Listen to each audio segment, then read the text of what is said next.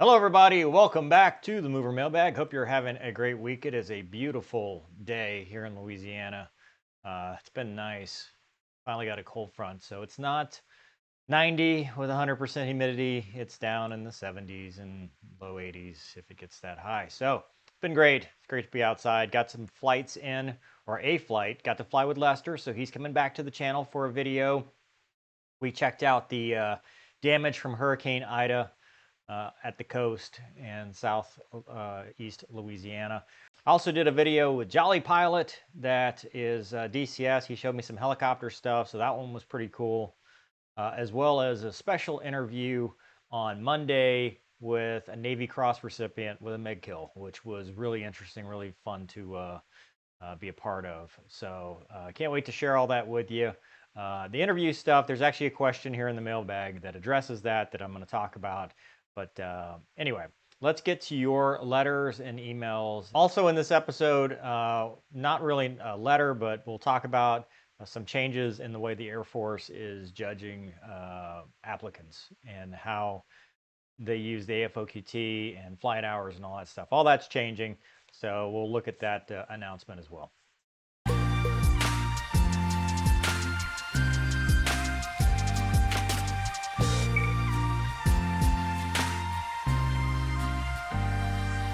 All right, first things first, before we get to your emails, I had a letter, but it actually has nothing to do with, it's not a mailbag letter, it's just a letter. There have been changes. Air Force refines pilot candidate selection process in support of rated diversity. This was on September 20th, 2021, and it says, several Air Education and Training Command initiatives to remove barriers for qualified candidates in the pilot candidate selection process were highlighted in Air Force 6 months assessment disparity report. Initial racial disparity report, September 9th. Pilot candidates may now use their highest composite scores from any Air Force officer qualifying test rather than the most current score to complete the test of basic aviation skills, TBAS, up to 3 times, with the third requiring a waiver from the applicant's wing commander or equivalent. 3, retake the AFOQT or TBAS after 90 days compared to the previous 150-day requirement for the AFOQT and 180 days for the TBAS. Participate in study sessions with other individuals who have not yet taken the test if the examinee has also never taken the AFOQT. These changes came after extensive research by pilot selection process working group responsible for identifying potential barriers while upholding standards, blah, blah, blah. And now the last part, or the second part, prior flying experience, a barrier to qualification. Prior flying experience, the second largest component of an applicant's PCSM score, particularly those poses a socioeconomic barrier to candidates without access to financial means to pay for flying lessons. To address this barrier, the Air Force now considers only a candidate's initial 60 hours. Why not 69? When scoring a candidate. There's no evidence that more than 61 hours of flying experience poses a significant benefit to pilot training success, said Dr. Katie Gunther.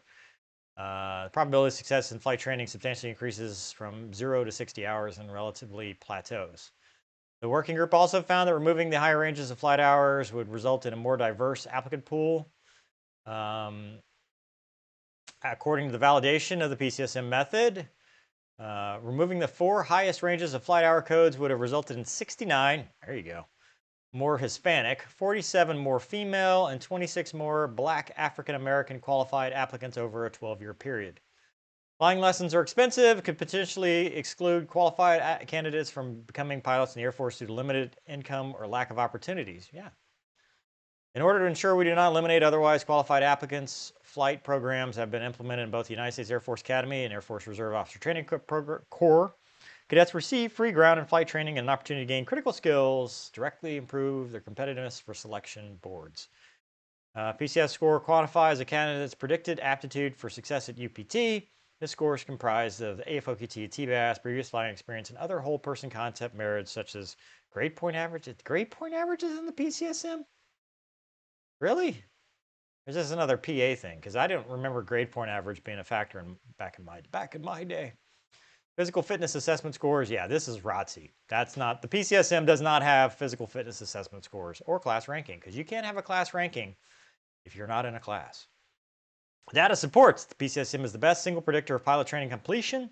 However, it's imperative that we continue to reevaluate our selection methods. Now, does Mover have an opinion on this? I don't see really what this has to do with racial disparity. Personally, I mean, okay, going through the list, right? So using your highest AFOQT scores, that makes sense to me. I hated the AFOQT. I was average on the AFOQT. I think I had like a 70-something pilot and lower scores for other stuff. My PCSM was 99. I graduated #1 in pilot training, so obviously that was right. But AFOQT was pointless to me. TBAS, you can take it 3 times. Sure. Okay. Yeah. Retake the AFOQT 90 to 150 days. Yep. I mean, people are getting age critical, so okay. I like that. Participate in study sessions with other individuals. I didn't know you couldn't. So, sure. Okay. Yeah. Cooperate to graduate. Now, prior flying experience, barrier to qualification. Yeah. So 60 hours is what they say. 60 hours. I agree, but I don't think it has anything to do with race, gender, creed, all that stuff. I think it just has to do with your upbringing and the factors of where you are. There are people in rural Louisiana hard to afford flight training. I got a job and I paid for mine, but when I got my PPL, I was paid $40-something an hour for a Cessna 150, so it's a little bit different to get 100 hours versus somebody trying to do it today, or I think the cheapest is like $100-something an hour.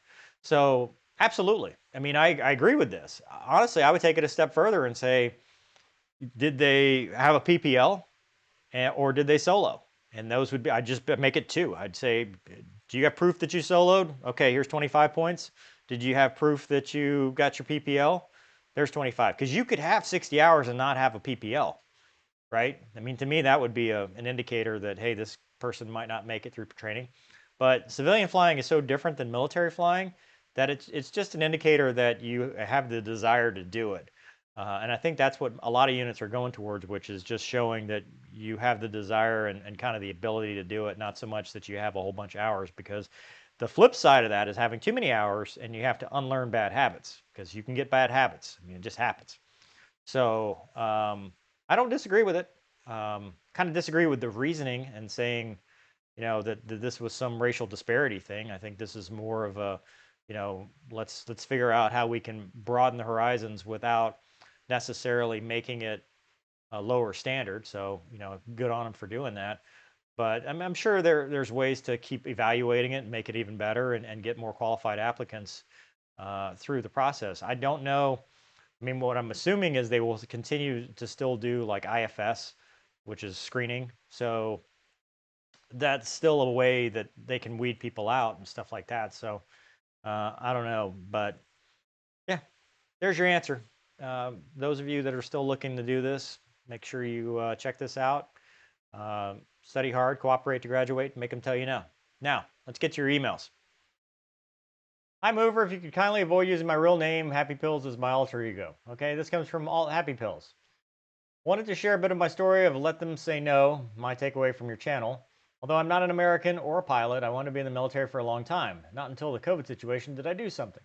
Canadian forces are a bit of a strange place. Recruiting is slow, few positions, different norms. I just received my offer letter for DEO, Direct Entry Officer, for armor in the regular forces. My second career choice. SIGs was first. Want to let you know that you and several other YouTubers, CW Lemoyne, Angry Cops, gave me additional inspiration, motivation, drive to join after losing 145 pounds in 8 months. Good Lord. Being a 41-year-old and then waiting on a competition list for a year, constantly following up and bugging the recruiters, my efforts have finally paid off. Not to mention, I'm giving up a very good civvy career with better everything than the CAF. Just took every shot I could that recruiters gave me and let them say no to me. Now the hard part starts with BMOQ, Basic for Officers, in November. In Canada, a 9-year contract for an officer. Love your books. Don't have much time to read, but I do like the audible versions. Keep up the good work. Oh, and no, I'm not crazy. Wow. Good on you, man. Way to go. Make them tell you no. Awesome. All right, this comes from Matt. Thanks for the information. Thanks for the informational, entertaining channel. My wife has been a flight attendant for 7 years. I find the ingenuity and technical aspects of aviation fascinating. I'm sure you've read this article, link below. I already know the circumstances through the Air Force community. Do you have some insight on not having time to arm an aircraft? I'm slightly shocked we didn't have mission-ready jets that are armed for airborne threats. I understand sacrifice and I'm thankful we have women and men willing to sacrifice their lives for our great country, but it seems for a situation like that, we, Air Force higher-ups, would be more prepared. Our men and women in uniform are the greatest assets. It seems a little crazy. Be prepared and put our people in that position, as well as sacrificing a couple $25 million aircraft. Thank you for your service. So this was the link. He's talking about Lucky Penny, who was talking about, hey, if I'm going to have to spear this jet because I don't have any weapons. So there's a good documentary on 9/11 on Netflix right now I've been watching. But the biggest thing, 9/11 was a different time. A lot of people, and I see this, I did that Mover Ruins Movies with Olympus Has Fallen, and I said, oh yeah, you know, C-130 going into the restricted airspace of the White House wouldn't happen. A lot of people came back, what about 9/11? First of all, 9/11 was 20 years ago. Second, things changed, and it was actually 10 years ago when Olympus Has Fallen was out. 9/11 was a time when our peak combat capability in the 90s was Desert Storm. And you can see this on all the interviews I've done of people that have served in the 90s. The 90s were a bad time for the military because of defunding and kind of a shift in focus. The Cold War was over. The Soviet Union was no longer a threat. Desert Storm had been won easily. Different agenda from, you know, who was in charge and stuff like that. So a lot of our capability was gone. Also, no one had anticipated this kind of threat, right? So we have what's called alert fighters.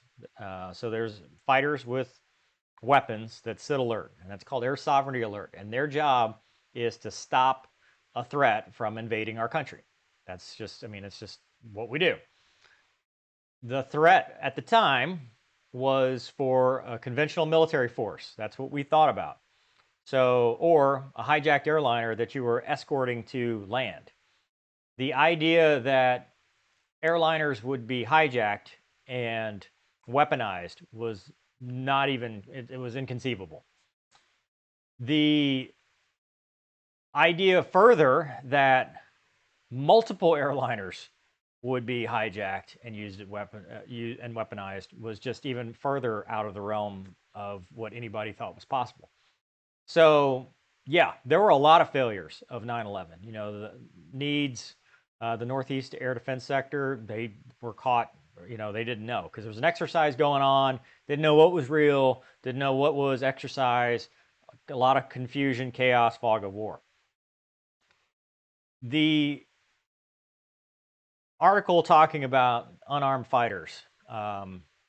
So it got to a point where they scrambled the armed fighters, which obviously they scrambled them too late. I mean, by the time they knew something was happening, it was already too late.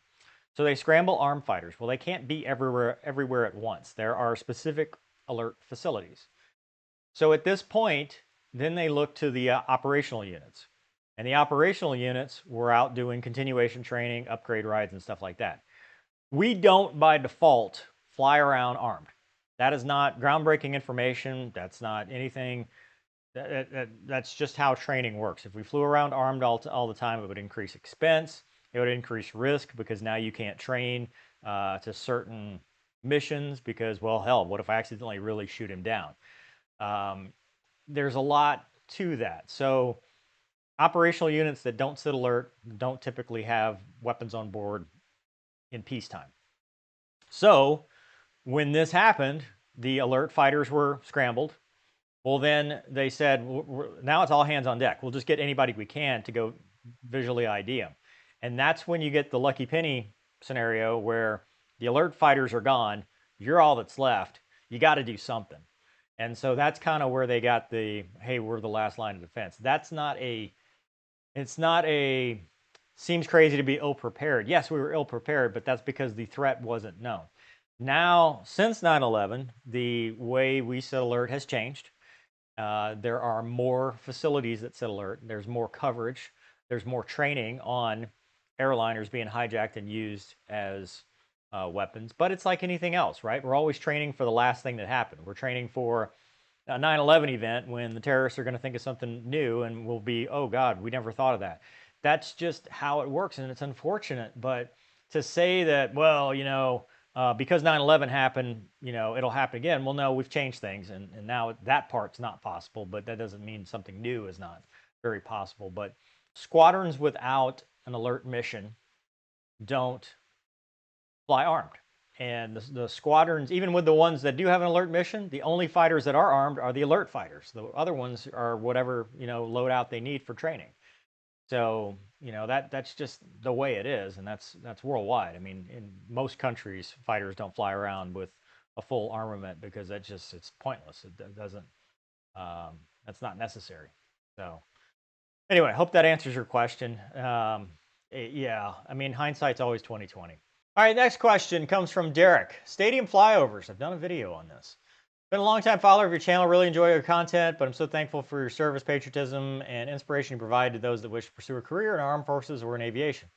On the 20th anniversary of 9/11, I attended a baseball game where 4 F-16s did a flyover in Fingertip at the conclusion of the national anthem, which was, of course, spectacular. I was so impressed by the precise timing of the flyover. Knowing you've done stadium flyovers before, can you tell us how you're able to fly over the event at the exact time the national anthem is concluding? Perhaps a bit of insight into the events leading up to the flyover. Also, I know you've done flyovers in T-38, but have you done flyovers in the Viper and the Hornet too? Do you have a favorite flyover experience? I can tell how proud I am to be an American when I see aircraft flyovers at sporting events and how thankful I am to live in the greatest nation on earth. What's been your proudest moment throughout your career as a fighter pilot? Thanks for all you do, Derek. Boy, a lot of questions in this. So I have done a flyover video. I tried to do a flyover behind the scenes. That video was obviously crushed back when the channel was first starting, where I tried to do the T-38 video. Got a lot of footage of that behind the scenes, and so if you want to see that, maybe talk to Air Force PA, Public Affairs, and tell them, hey, let Movers video come back. But basically, we know we have what's called a time over target, and we know we have a holding place off site, and we know how long typically the singer takes to sing the national anthem, and from there we time it. It's just based on timing. So we have a guy on the ground or girl that acts as the ground controller, and so they'll say, hey, music starting, ready, ready, hack. So from that point, if it takes them a minute and 20 seconds, minute 28 seconds, minute 14 seconds, typically, you need to be there in that amount of time. So you've got it planned out, you put it in the system, and you plan to arrive at that time. Now you can deviate, which always seems to happen. You can say, hey, because the ground guy is basing it on his watch too, and like, hey, she's going fast, or hey, slow it down, she's going slow. And sometimes the singer can draw out the national anthem or speed up. So they can also work with us a little bit too. As far as more insight, I did a video on it. It's a real, I think, flyovers are good and they help, as you can see here. I've done flyovers in the F-16 and T-38. I've not done any in the Hornet. Favorite flyover experience? Man, I think the first time I did Homestead was one of my favorites because my dad was in the stands and I flew him out. He got to watch it, and I was a brand new wingman on national TV, and I thought that was cool. But I did enjoy leading them. I did enjoy doing that mission because I thought it was cool to be able to do it and share that with everybody. So proudest moment throughout my career, man, that's a tough one. There's been, I think, being able to fly home for an air show and hang out with my dad as a static display, thought that was cool to fly over that. I mean, there's just been so many that it's hard to pick on one, but I've always enjoyed it and been proud to be able to serve and honored to be able to fly. So, but thanks for your question, Derek. All right, this one's a little bit angrier. This comes from Seb. I'll read the first email first. So thank you for all the good, funny, informative work you do. I was wondering it'd be nice to interview Pierre Spray. He used to be one of the important guys with Fighter Mafia. Be here, fun to hear his anecdotes. Guy's old, might be his last chance. He runs a record company called Maple Shades. So I think it's easy to get in contact with him. Anyway, keep up the good work. And then there was a follow-up email. So I don't know if I got this email back in February, but there was a follow-up. Hi, Mover, and then it's too late. The last man you could have interviewed that had so much involvement in the planes you flew. Group of people that cared for your life by making sure the Pentagon bought and designed the right equipment for young Western pilots. You know, there's just one plane that really can pull off the CAS mission. You know, a clean F-16 is unbeatable in its design role as a dogfighter, especially the Block 30 Big Mouth GE engine. But I guess you were too busy making critic videos about stupid movies that suck anyway, or probably too scared to touch the subject because maybe a corrupt Air Force general would make you never fly a jet for the Air Force again. No. Okay, no. So let me explain this channel. I make videos on stuff that I want and stuff that I'm doing and stuff that interests me. I enjoy interviews, and when they come available and somebody, you know, either somebody says, hey, here's a contact, I know this guy, we can interview him, or I just happen to already know him, and I'm like, hey, your story would be awesome, people would love to hear it. I do it. But this is not an interview channel. If you want to go watch an interview channel, there are plenty. I mean, Range Channel, the Afterburn Podcast, Aircrew Interview, all those channels, that's all they do. They do interviews, podcasts. It's fun. I do them whenever it comes available, when something pops up, so to speak. And that's just how I operate with the channel. I do what, you know, this is started as an author vlog, and it kind of is just whatever's interesting to me at the time. So I don't, and I think this is a misconception because I get this a lot. People will say, hey, Mover, interview this person. I don't know everybody.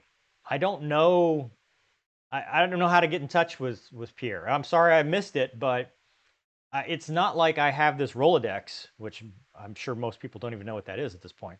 But I don't have this contact list of people where I can just pick up the phone and go, hey, I want to interview you, and they say yes.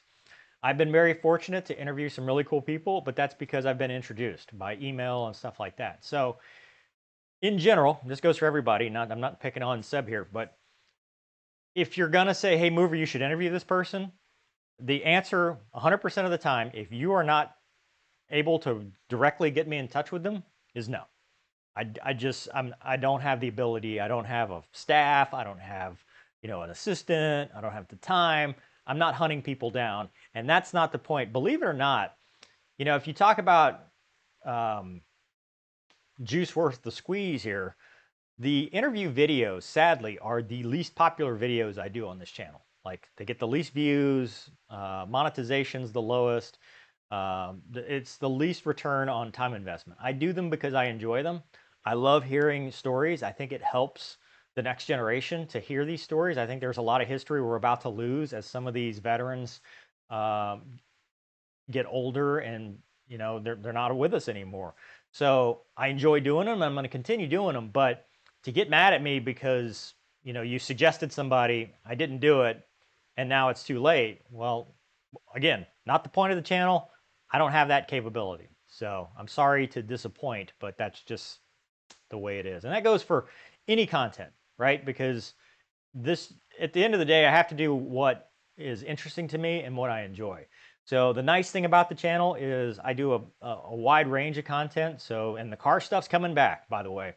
Life with Mover, all that stuff's going to move back to the channel. So there's going to be times where it's going to be interesting to me and maybe, you know, 10% of the audience. And that's great. You can just skip the video and wait until you get to what you like. You know, if you're here for Mover Ruins Movies, then great. If you hate Mover Ruins Movies, wait. And, you know, that's the nice thing about it. It's all on demand. You don't have to sit there and watch it if you don't want to. But I just kind of want to make that clear because, again, I think people get the wrong idea of kind of what I'm here for and kind of what this is all about. So anyway, thank you for the email and thanks for the suggestion. I think this is a good opportunity to kind of clear the air on that, so I appreciate it. Fidelity of helicopter simulation. Shannon. Hey Mover, big fan of your channel. Question about your home flight simulator experience. I just finished my commercial helicopter rating. Was curious if you felt spending time using a product like X-Plane has any real-world carryover for skill building or skill retention of rotorcraft. I'm also a fixed-wing pilot and found that without the true motion feedback and seat of the pants feel, simulators are only helpful for IFR procedural skill building. I'd love to invest in a full VR setup with helicopter-specific controls like you've reviewed in past. Just wondering if you thought it has value other than being a game. Yes. This is one of those things where I do. I have the Pro Flight Trainer. I have the Reverb G2. I think that the being able to do helicopter stuff, because I go fixed wing so much, and it's a perishable skill. I think being able to do like DCS Hueys is what I mostly do. However, there's, I mean, X-Plane stuff. X-Plane I don't like because the graphics suck. But I think that has directly helped me maintain my skills in between when I can't fly, and also has made me better, you know, when I am flying, when I was getting my license. Because for me, the muscle memory to get out of that fixed wing mentality where, you know, push the throttle forward, pull the throttle back, no pedals because I'm flying jets. I think that's been worth it, you know, like connecting my left foot to the collective and lowering the collective, right pedal, all the muscle memory, it has helped me. So I don't just think it's procedural. Now, granted, it's not, you're not going to get the seat of the pants, but I do think it has helped me tremendously in keeping my skills sharp and being a better helicopter pilot, especially after breaks. So, and with confidence too. I mean, I've been able to do real autos in the Huey and DCS that were impromptu because I got shot down. And hey, I made it work. You know, those kind of things I think are helpful because it just reinforces that you can do it in a stressful situation or a situation where you're not expecting it. So 100% Pro Flight Trainer. I'll leave the link in the description. Definitely helped me as well. And I think they're coming out with a new one. So we might do a review on that.